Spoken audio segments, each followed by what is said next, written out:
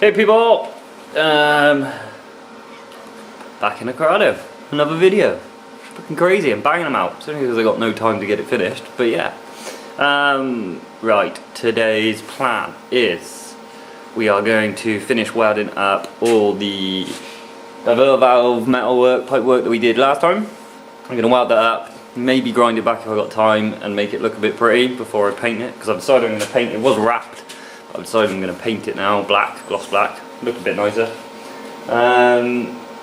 What I need to do, which I didn't really think about last time, when I tacked the actual diverter valve in, the orientation of it was wrong because the little wastegatey pressure regulator thing is nearly hitting the arch. So I need to slide, just undo it, slide it around a bit and it'll be alright.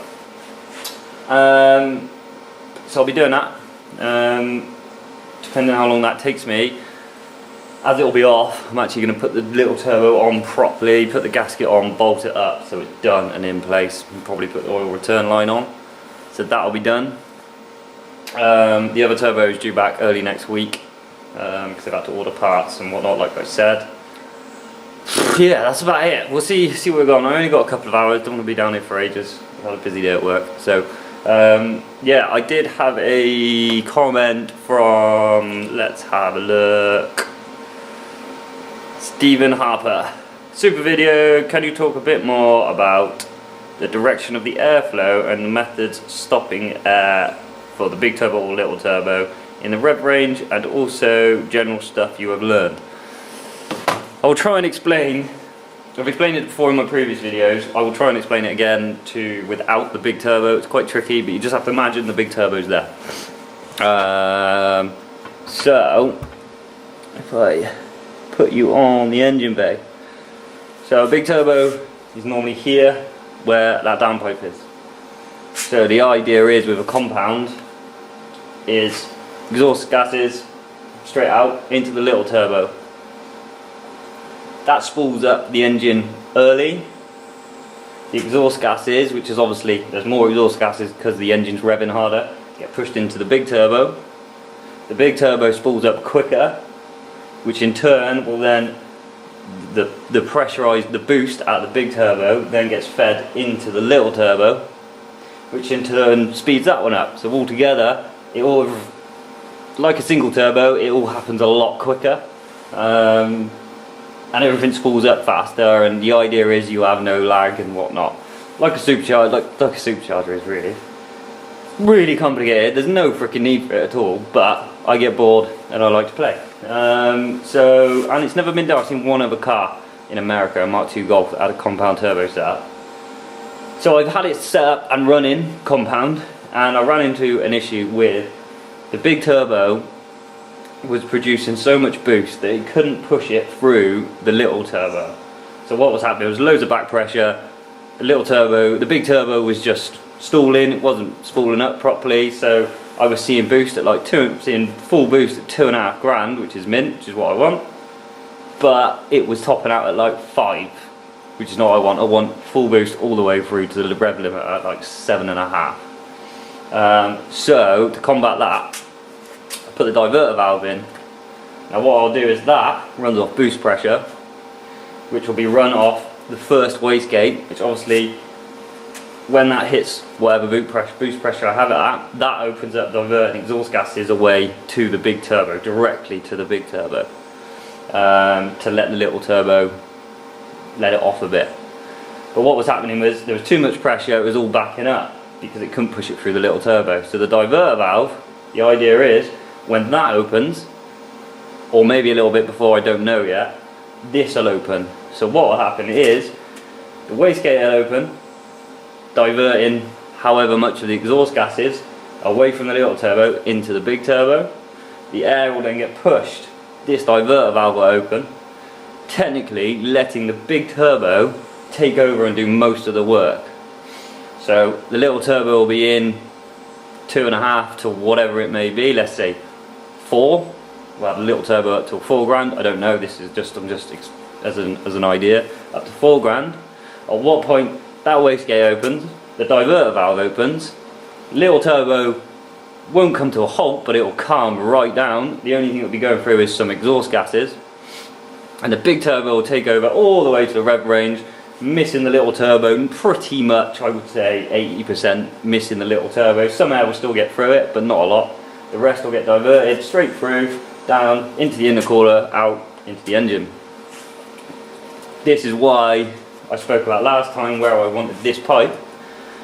I wanted the flow of air from the big turbo. When this valve opens, I want it to be as smooth as possible, so it doesn't have to get to the turbo and back up before it cuts down here. So this time, when this valve opens, it'll go boom, straight through, bang, and in.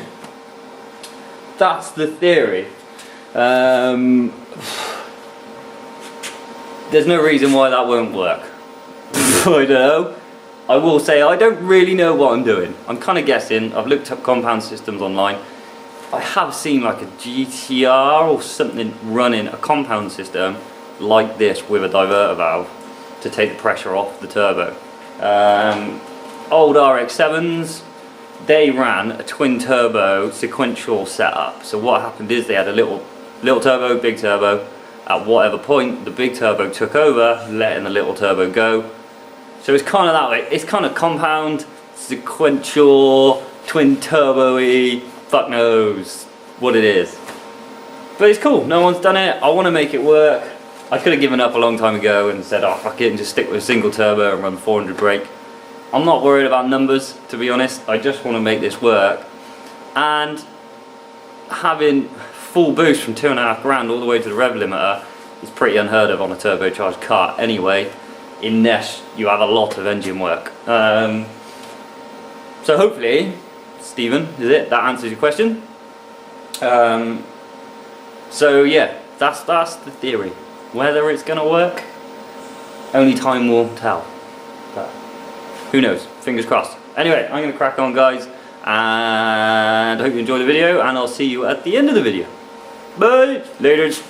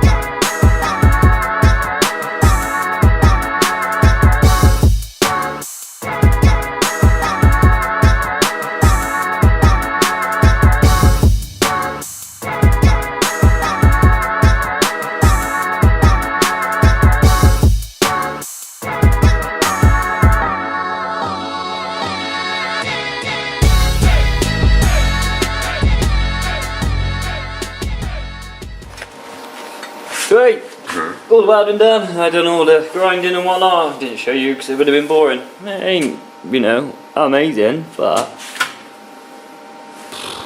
I reckon that will look alright with a bit of paint on it and whatnot. So yeah, that's that one done.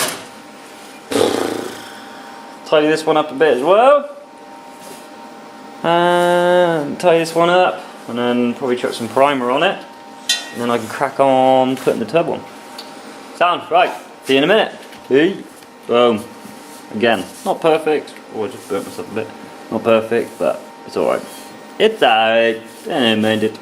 I can't paint this one yet because I might have to shorten it here. I started putting a bead on for the silicone, but I don't even need a bead there because I'm welding steel to that. Right, anyway, I'm getting confused. So this side's done, The other piece is done, finished, tidied up, ready for paint. I might put some paint on that one. This one I put just a bead of rough weld around just for when I put the silicone hose on. It doesn't pop off. That is that. Now, I'm going to make a cigarette. And I'm going to put the turbo on once and for all, I think. First of all, I need to clock it all, get the return and bits and bobs and stuffs in the right places. And then we'll bolt it on, if I can find the bolts. They are. The bolts are definitely like there somewhere. I'll be fine. I'll find some. We've got bolts kicking around. Sorry. Winner chicken dinner. Right. Turbo. Sweet. Cheers.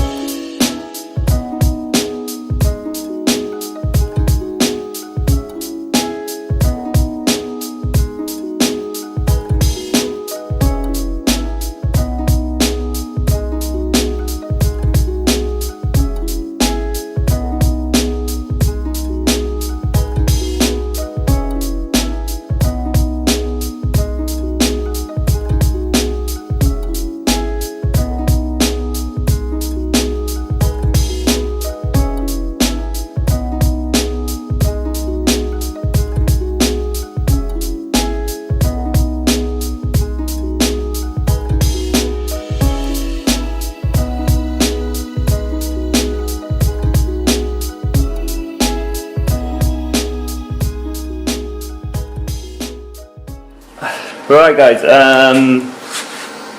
turbo on, sweet. Turbo's on, and then where is it? I can't see it. There it is. Down a bit.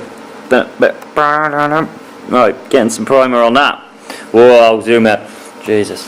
Yeah, so we're getting some primer on that. I'm gonna put some black on it before I go out. Turbo's on, done officially. Got to put the oil return line on. Screw that up. That's done. welding's done on those two bits. Yeah, so I've ordered a gasket for the throttle body. That should be here tomorrow. It didn't show up today, so it should be here tomorrow. So that's that. I can put the throttle body back on. Do this, do that. Yeah, so what's next? I don't really know. I'm kind of stuck until my turbo comes back, and then I can put all that back on. I have got the manifold to go back on, the thermostat housing and whatnot to go back on, so I can put that back on, plug all the cabling and the wiring back into everything on the gearbox and here and there and whatnot once the throttle body's back on. So I can do all that. I can then, what else can we do? I could put the manifold extension on actually and get that in place. And now I'm just waiting for, when the turbo comes back, I can plonk it on. I need to cut a section of 4" to join the two from the 90, from wherever it is, this 90. So obviously that's going to come out of the turbo, and then there's going to be needs a bit of straight tube off there, and then sort of come along and go down into the big turbo. So yeah, I need to do that and weld that on, so that'll be that. And we're not far off turning at the button. All the hoses and stuff to run, you know, for all the boosts, for the wastegates and whatnot. But pretty sweet. It's going good. So right, I'm gonna get some black paint on that, and I'm gonna go the fuck home. What else? Anything else? Anything else? Can we think of anything else? Oh yeah, I didn't answer it was Stephen, I think, when he said what have I learned. Fuck loads. So this is my third setup on this Corrado. I'm way back, I don't know how long, way back, good few years now. I nearly sold it, I got a bit bored of it, nearly sold it. Even though I've always wanted one, VR6 Corrado. I was like, nah, I'm getting bored of it, I might sell it. And I thought, no, not going to do that, I'll regret it. So I kept it, and I thought, fuck it, I'm going to give it a go, turbocharging it. There wasn't many VRTs around at the time. It's quite a lot now because you can buy eBay kits and stuff like that. So I kind of made it up by bits and bobs off eBay and off here and from there and second hand and whatnot. Ripped it apart, gave it a go. I did a headspacer ARP head stud kit and rod bolts, headspacer. What else did I do? I did the inlet. My first setup. I'll put some pictures up at the end of this of my first setup, second, and then there's this one. But yeah, I made a manifold, an inlet manifold for my first setup. Then I bought this MHP one, which is a little neater, and it was a bit nicer because I sold the old Sync when I did the initial setup, sold that kit on. And yeah, I really didn't have a clue what I'd do. I'd never really taken an engine apart properly and put it back together, let alone turbocharge something. I literally looked up, read forums. I even YouTubed how the turbos work, sort of thing, and started basic there and just sort of figured out what I've got to do and where it's got to go. From there, it kind of just all sort of fell in place, I suppose, and it worked. I honestly wasn't sure if I was going to be able to do it or not, but I did it anyway. I did it. It worked. There was quite a few people I know that were like, now that thing's never going to go back together, when it was in like a million pieces. But I did. I put it back together, started it up, drove it to stealth. He remapped it, and on like a eBay turbo with a little head spacer, and I only had like 330cc injectors, where I've now got 440s and stuff, and a pretty basic setup. I did 335 brake horsepower, and then my second setup I was just under 400, so it wasn't much more. But like I said, I'm not really fussed about numbers too much. I'm just get bored and I get ideas and do it. So yeah, learn a shitload. All I can say really is give it a go. Who gives a shit? What's the worst can happen? You can pick up a VR6 engine for 200-300 quid. If it goes wrong, buy another engine. Give it a go. I don't know, just give it a go. There's no harm in it. I'm sure if I can do it, frickin' anyone could do it, because, yeah, well, I ain't smart, so. But yeah, so I'm going to leave it at that, guys. I hope that answers your question, Stephen, by the way. And that's it. Take it easy. Peace out. Later. Bye.